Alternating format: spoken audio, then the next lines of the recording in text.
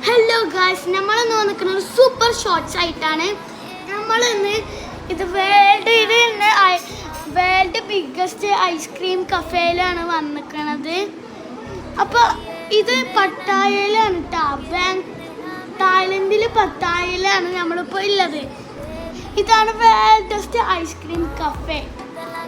ഇവിടെ നമുക്ക് കുട്ടികൾക്ക് കളിക്കാൻ പറ്റിയത് എല്ലാം ഉണ്ട്. പിന്നെ ഇവിടെ നമുക്ക് വേണമെങ്കിൽ അഡ്വഞ്ചർ ചെയ്യാനും പറ്റും. നല്ല രസമായിരുന്നു ഗൈസ്. എൻ്റെ അനിയത്തിക്കും എനിക്കും വരാനേ പൂതിയിലായിരുന്നില്ല.